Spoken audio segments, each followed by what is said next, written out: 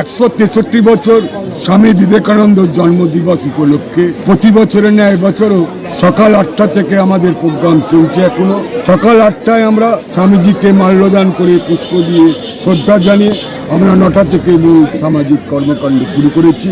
সর্বপ্রথম ছিল রিলায়েন্স নেত্রনিকেতনের সহযোগিতায় বিনামূল্যে চক্ষু পরীক্ষা, মাইক্রো সার্জারির সুব্যবস্থা এবং বিনামূল্যে প্রত্যেক পেশেন্টকে আমরা চশমা তুলে দেওয়ার। 10টা থেকে আইরিশ হসপিটালের তত্ত্বাবধানে স্বাস্থ্য পরীক্ষা, ইসিজি, ব্লাড সুগার ইত্যাদি পরীক্ষা বিনামূল্যে।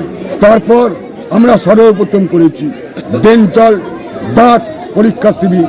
শুধু তাই নয়, আজকেই আমরা অনেককে দাঁত তুলে দিয়েছি, দাঁতে স্ক্যান করে দিয়েছি।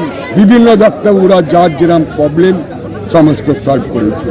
দুপুর 2টোয় আমাদের প্রচেষ্টার এউইল স্যার মহাশ্বেতা রায়ের স্মৃতির উদ্দেশ্যে সারা বাংলা বসে আঁকো প্রতিযোগিতা 30 থেকে শুরু করেছি।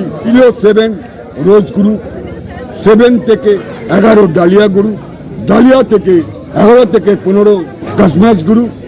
প্রত্যেক গ্রুপকে আমরা 11 জন করে নির্বাচিত করব, 31 জনকে। এছাড়া বেস্ট ড্রয়িং তাকে আমরা নির্বাচিত করব।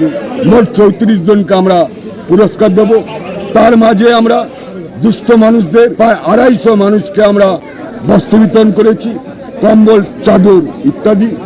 আমাদের প্রধান অতিথি হিসাবে উপস্থিত থাকবেন রাজ্যসভার সাংসদ সুকেন্দ্র শেখর রায়, লেক লাভার্স পরিবেশ ফ্রেন্ডস সুমিত্রা বন্দ্যোপাধ্যায়। আমার নাম উৎপল দাস, আমি এই প্রচেষ্টার সভাপতি।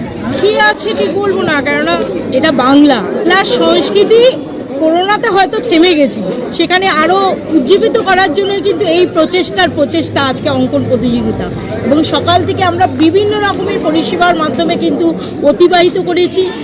আমাদের স্বামীজির পূর্ণ জন্মতিথি 163 বছর উদযাপন উপলক্ষে স্বামীজিকে স্মরণ করে স্মরণে বরণে স্বামীজির আদর্শ নৈতিকতা, স্বামীজি যেটা চেয়েছিলেন যে জীবে প্রেম করে যেই জন সেবিছে ঈশ্বর, সেই জনই সেবিছে ঈশ্বর, সেই আদর্শকে ধরে রাখার জন্যই সকাল থেকে আমাদের বিভিন্ন রকমের পরিষেবার বন্দোবস্ত করা হয়েছিল।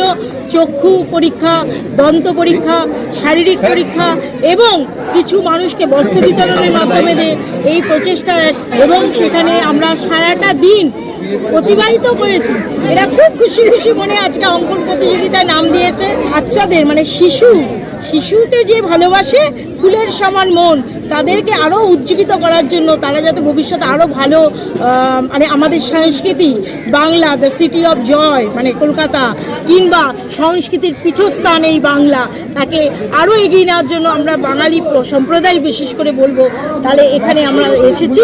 এবং ছোট ছোট বাচ্চাদের ভবিষ্যতে স্বামীজি কী জিনিস সেটাও তারা জানুক, যে স্বামীজি কী চেয়েছিলেন, স্বামীজির বয়ানে কি বলেছিলেন। স্বামীজির জন্মদিন উপলক্ষে আমাদের এই প্রচেষ্টা সবাই সকাল থেকে চালাচ্ছি এবং আগামী প্রত্যেক বছর চেষ্টা করবো এরকম একটা সুন্দর আরো বিষয়।